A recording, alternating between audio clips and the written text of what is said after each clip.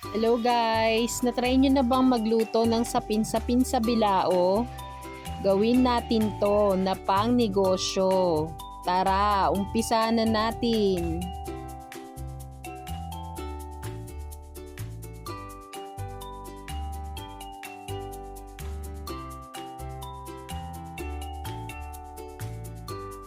Ito po ay 2 cups ng kakang gata.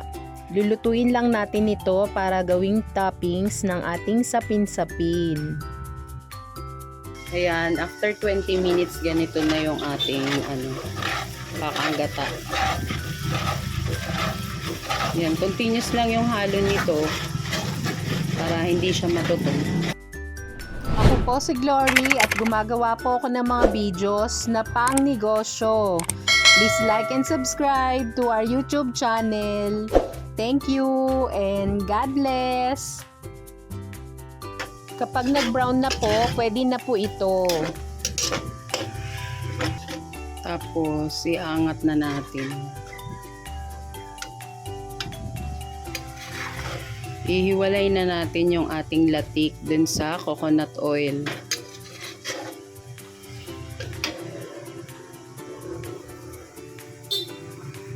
So, ito po, nahiwalay na natin yung ating pang toppings. Sa ating bilao, naglagay lang tayo ng coconut oil. Ito yung coconut oil. Spread lang natin. Bali yung ating bilao po, ito po ay hindi plastic. Ganito po siya. Tapos nilagyan natin ito ng aluminum foil at nilagyan din natin ng coconut oil para hindi dumikit ang ating sapin-sapin. Sa ating mixing bowl, maglalagay po tayo ng 1 kilo ng glutinous rice flour. Pwede po bang maglambing? Paki-comment naman po kung saan ang inyong location para malaman ko po kung saan umaabot ang ating mga videos. Maraming salamat! Gagamit po tayo ng 400 grams ng wash sugar. Pwede rin po kayo gumamit ng white sugar. Mas mura lang po kasi itong wash sugar. Tapos maglalagay tayo ng 1 tablespoon ng rock salt, pang balance ng tamis.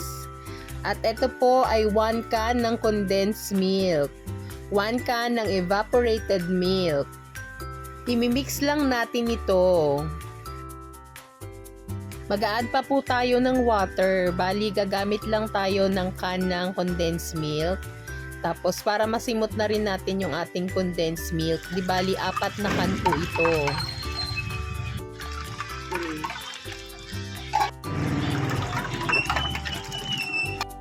At atin na po itong imimix. Kung gusto nyo po ng ganitong mga video, please like and subscribe to our YouTube channel. Thank you and God bless!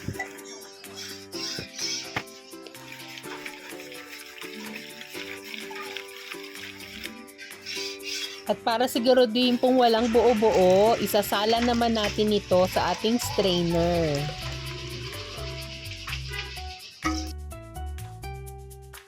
At kapag nasala na po, eto na po yung ating bilao. Di bali nagpainit na tayo ng ating tubig.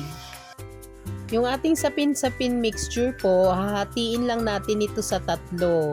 Bali ito po yung ating first layer, yung white. Isasalang natin ito for 10 minutes. Nakasalang din po ito sa medium heat. Ito naman po yung ating second layer. Ito po ay kulay orange. Ayan, imimix lang natin. Ito na po ang ating first layer. Ilalagay naman natin ang ating second layer.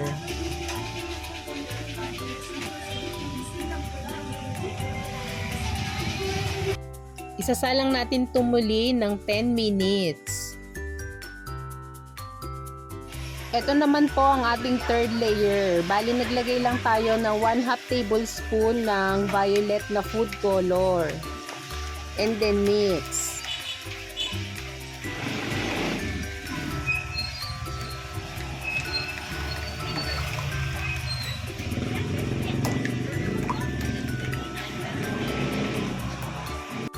Ito na po ang ating second layer. Ilalagay naman natin ang ating pang third layer. Sana po ay may nakuha kayong idea sa bidyong ito. Please like and subscribe to our YouTube channel. Thank you and God bless. Isasalang naman natin ito for 25 minutes. At eto na ang ating sapin-sapin. Ang total of cooking time po nito ay 45 minutes. Ang size po ng ating bilao ay size 16 or large.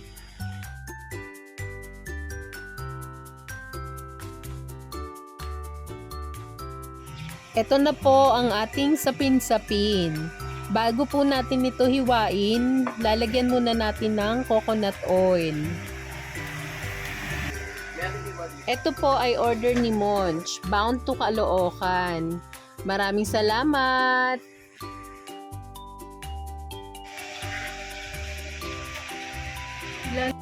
Maglalagay naman po tayo ng ating toppings na latik.